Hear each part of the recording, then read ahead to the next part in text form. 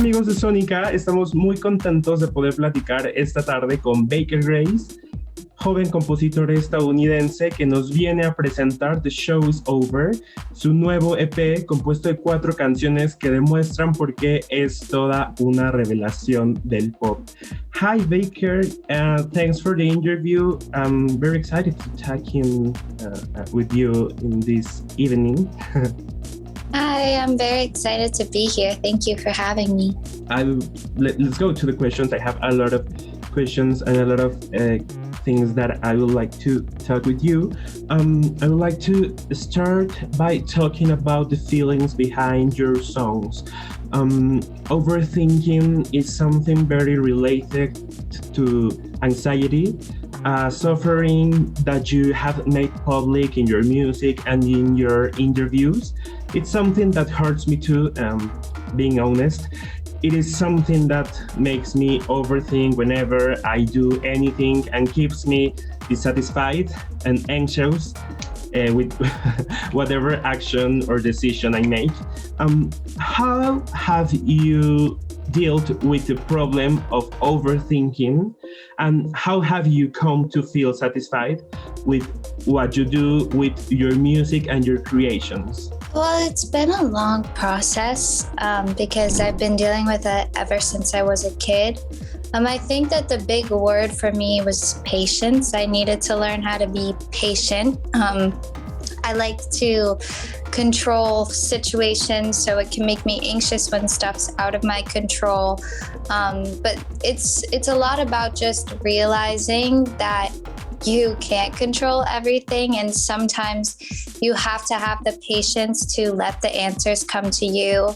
And some stuff that helped me do that was journaling, because if I had a thought, instead of letting it take over my mind, I'll write it down and get it out of my head and makes more sense of what's going on. And then also mindfulness and meditation and breathing, and just instead of like having these thoughts and keeping going on with my day and trying to get everything done, is I notice myself overthinking, and I'm like, okay, this is when I need to stop and breathe and sit with myself and let the thoughts come and let them pass, so I can move on my day with a clear mind. Yeah, I think patience is all, and I like to talk more about that meditation and mindfulness later. But now, when I was listening to your music, Olivia Rodrigo's new album came to my mind, because I feel that Sour is an album that exposes feelings in a raw way, but it's only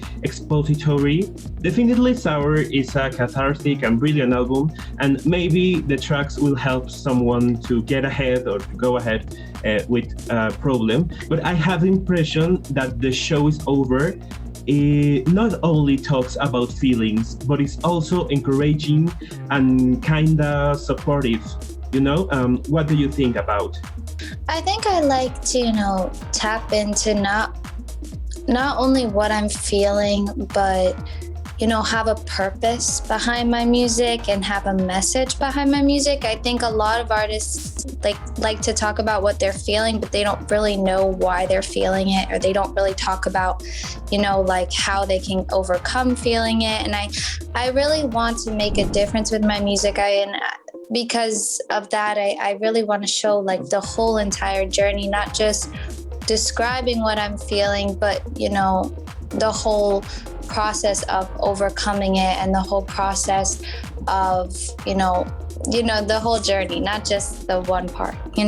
Yeah, that's exactly the difference I see and I listen between your work and the Olivia Rodrigo's work.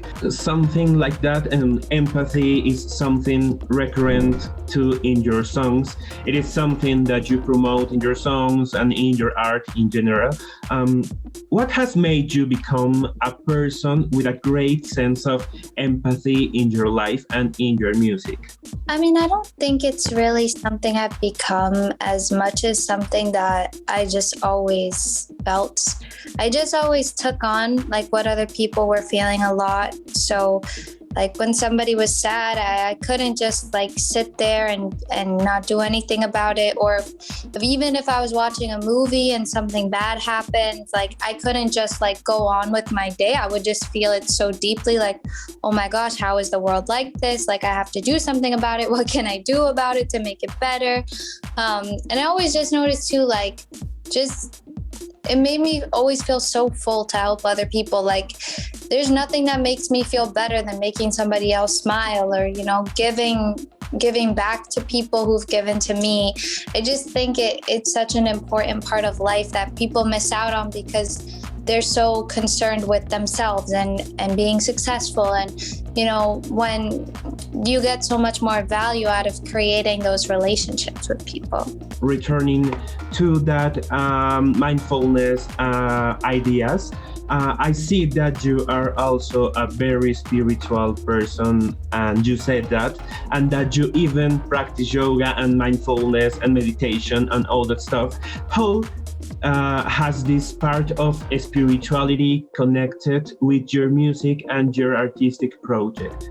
I think it really helps me get in touch with that part of myself that, you know, it writes music. I think, you know, the part of me that I can get to when I write music is the most vulnerable part of me and the most honest part of me.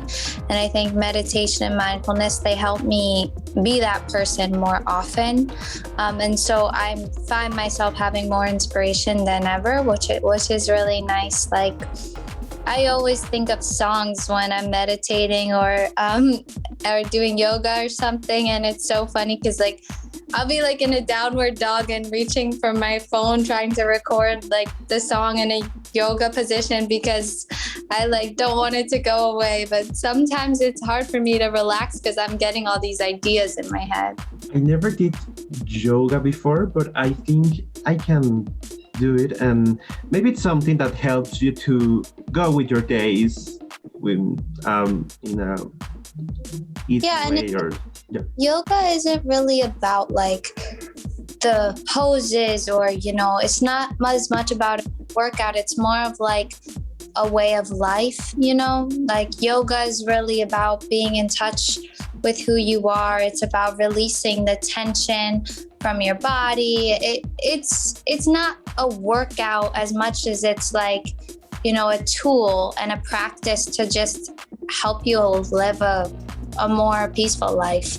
So I think it can really help a lot of people.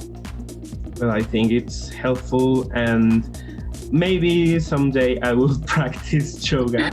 But now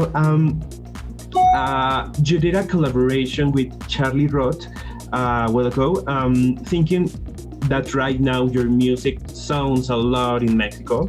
Are you listening to something else from Mexico right now? Is there an artist from the country that you would like to collaborate with?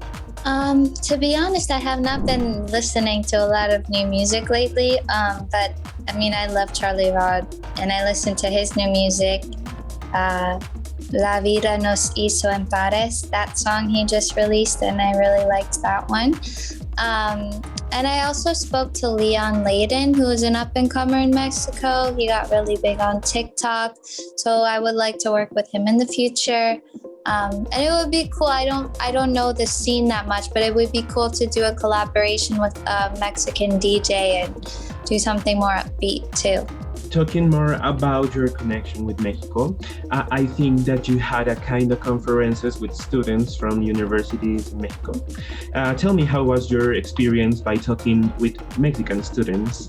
It was really amazing. It was really nice to connect with other students. I'm not really around people my age that much. Like I'm always around older people because I do music. So it was nice to connect with people my age.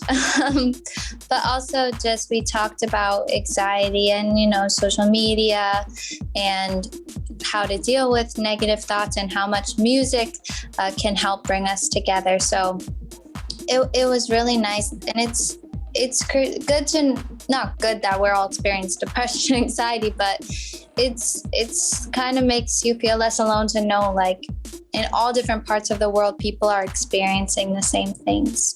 Yeah, and older people has a lot of things that we can take to, I don't know, to just learn of them.